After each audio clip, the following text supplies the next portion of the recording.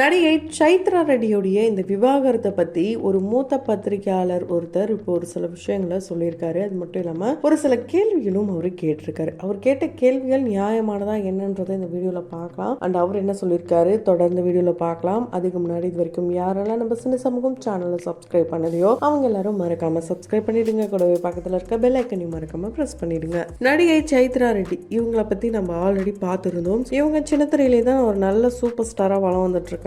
ஆனா இவங்க வெள்ளித்திரைக்கு வந்திருந்தாங்கன்னா ஒரு நயன்தாரா மாதிரி ஆயிருப்பாங்கன்ட்டு நான் சொல்லலைங்க. அந்த மூத்த பத்திரிகையாளர் தான் சொல்லியிருக்காரு. அவர் என்ன சொல்லியிருக்காருன்னா, இவங்க ஆரம்பத்துல இருந்தே சின்னத்திரையிலே கவனம் செலுத்த ஆரம்பிச்சுட்டாங்க. நிறைய ஹிட்டான சீரியல்ஸ் பண்ணாங்க. குறிப்பா இந்த மாதிரி ஒரு வில்லி, ஒரு அழகான வில்லிய பார்க்க முடியாதுன்னு சொல்ற வகையில இவங்க பண்ண நெகட்டிவ் ரோல் கூட ரொம்ப நல்லா பேசப்பட்டது. நிறைய பேர் இவங்களை வந்து செல்லம் கொஞ்சுவாங்க. அந்த அளவுக்கு ரொம்ப அழகா இருப்பாங்க. பார்க்கறதுக்கு அனுஷ்கா மாதிரியும் ஒரு சாயல்ல இருப்பாங்க. அப்படி இருக்கும் போது இவங்க வந்து வெள்ளித்திரைக்கு வந்திருக்கலாம். வெள்ளித்திரைக்கு வராம மிஸ் பண்ணிட்டாங்க. இவங்க தான் வந்து சின்னத்திரையிலே போதும் அப்படின்ற மாதிரி இருந்துட்டாங்கன்ட்டு அவர் சொல்லியிருக்காரு. அது மட்டும் இல்லாம இந்த விவாகரத்து அப்படின்றது இவங்களுக்கு மட்டும் இல்ல, இது ஒரு தொடர்கதையாவே போயிட்டு இருக்கு. இந்த தொடர்கதை எப்போ முற்றுப்புள்ளி வைப்பாங்கன்னு தெரியல. அதுக்கு கமா போட்டுக்கிட்டே தான் எல்லாரும் போறாங்க. ஏன் அப்படி போறாங்கன்ற கேள்வியும் எங்களுக்கு இருக்கு அப்படின்னு சொல்லியிருக்காரு. அது மட்டும் இல்லாம ஏன் வந்து ஒரு புரிதல் இல்லாத வாழ்க்கைய வாழ்றீங்கன்ற கேள்வியை கேட்டிருக்காரு. அது 100% உண்மை. ஏன்னா ஒரு அழகை மட்டுமே பார்த்தோ இல்ல பணத்தை மட்டுமே பார்த்தோ புரிதல் இல்லாத ஒரு வாழ்க்கையை ஆரம்பிக்கும் போது 2 வருஷத்துல அந்த வாழ்க்கை முடிவுக்கு வருது. இல்ல குறைஞ்சபட்சம் ஒரு குறிப்பிட்ட காலம் வரைக்கும் அந்த வாழ்க்கை இருக்கு. அதுக்கப்புறம் என்ன ஆகுது? அவங்க 2 பேரும் பிரிஞ்சு போறாங்க. சோ எதுக்காக இப்படி ஒரு பொண்ணுடைய வாழ்க்கையை நாசம் பண்ணணும்? ஏன்னா அடுத்தடுத்து அந்த ஆண்களை பொறுத்த வரைக்கும் அடுத்த மேரேஜ், என் பெண்களே கூட அடுத்த மேரேஜ் பண்றாங்க. இந்த செகண்ட் மேரேஜ்ல அவங்களுக்கு ஒரு பயம் வருது. இவனும் வந்து சைக்கோத்தனமா இருப்பாங்களா, நம்மளை குடும்பப்படுத்தானா அப்படின்ற கேள்வி வர வகையில தான் அந்த முதல் திருமண வாழ்க்கையோட தாக்கம் அந்த பெண்களுக்கு இருக்கு. ஸோ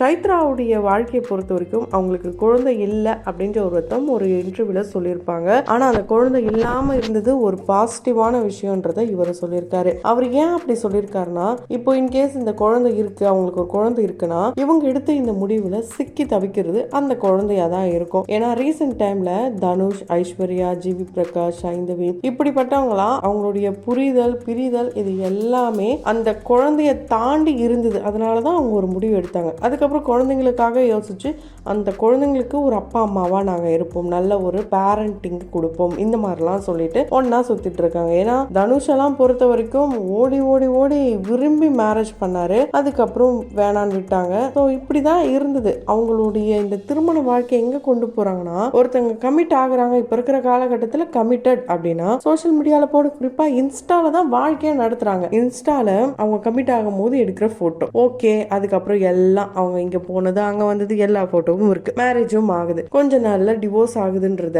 அவங்க சொல்லாம சொல்றதை எப்படி நம்ம புரிஞ்சுக்கிறோம்னா, அவங்கள ஃபாலோ பண்றவங்களுக்கு நல்லா தெரியும். ஒவ்வொரு நாளும் அவங்க போடுற போட்டோஸா இருக்கட்டும், கேப்ஷனா இருக்கட்டும், ஏதோ ஒரு போஸ்ட போட்டுட்டு இருப்பாங்க. அப்படி இருக்கும்போது சடனா அவங்களுடைய ஒரு அழகான போட்டோஸ் எல்லாம் மெமரிஸ் எல்லாத்தையும் தூக்கிடும் போது என்னாச்சு, உங்களுக்கு ஏன் பிரேக்கப் ஆச்சு, ஏன் டிவோர்ஸ் ஆச்சு, இது போல கேள்விகள் கேட்கிற வைக்கிற வகையில அவங்க சொல்லாம இந்த நாட்டுக்கே வந்து அவங்க விவாகரத்தானது, அவங்க கமிட் ஆனது, அவங்க குழந்தை பிறந்தது, அவங்க இதை பண்ணது அதை பண்ணது எல்லாத்தையுமே இன்ஸ்டாலே வாழ்ந்துட்டு இருந்தா எப்ப அந்த புரிதல் வரும், எப்ப சேர்ந்து வாழ்வாங்கன்னு தெரியலன்ற கேள்வி இவர் கேட்டிருக்காரு. ஏன்னா நம்மளுடைய ஜெனரேஷன் வந்து அடுத்த லெவலுக்கு போக போக ஜென்சி அப்படின்லாம் ஒரு வேர்ட்லாம் கொண்டு வந்துட்டாங்க. அது எதனால அப்படி கொண்டு வந்தாங்கன்னே தெரியல. ஏன்னா அப்படி கொண்டு வந்துட்டாங்க. 2K கிட்ஸ்ன்ட்டு ஆரம்பத்துல சொல்லியிருந்தாங்க இந்த 2010க்கு அப்புறம்லாம். ஸோ இப்படி இருந்த காலகட்டத்தில் இப்போ வந்து ஒவ்வொரு வேர்ட்ஸாக தான் கண்டுபிடிக்கிறாங்க.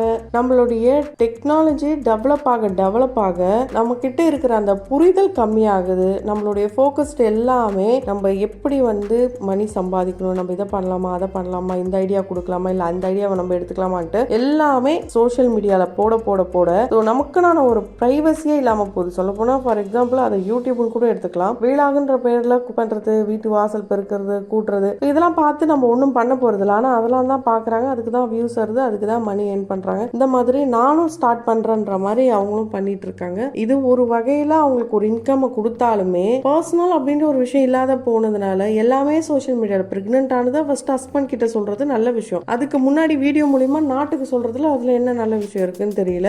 பர்த்டே விஷயம் டைரக்டா பர்த்டே யாருக்கோ அவங்களுக்கு சொல்லிட்டு போகலாம். அதை விட்டுட்டு ஸ்டேட்டஸ் மட்டுமே போட்டா அந்த அந்த பர்த்டே பர்சனுக்கு பர்த்டே விஷ் பண்ணாம போறது. ஸோ இதுல என்ன இருக்குன்னு தெரியல. இந்த மாதிரி தான் இவங்கெல்லாம் வந்து செலிபிரிட்டியா இருந்து இப்பெல்லாம் பெரிய விஷயமாச்சு. இப்போ காமனான பீப்புளே சோஷியல் மீடியாவை அதிகம் யூஸ் பண்ண அவங்களும் நம்மளும் ஒரு செலிபிரிட்டி, நம்மளும் வந்து இதை பண்ணலாம், இந்த காலேஜுக்கு நம்மளை கெஸ்டா கூப்பிடுறாங்க, இந்த ஷோக்கு கெஸ்டா கூப்பிடுறாங்கட்டு அவங்களே அவங்க பெரிய ஆளா நினைச்சுக்கிறது மட்டும் இல்லாம சில பல தவறான விஷயங்களும் நடந்துட்டு இருக்கு. அதெல்லாம் தவிர்க்கணும் அப்படின்னா இந்த புரிதலான வாழ்க்கை இருக்கணும்.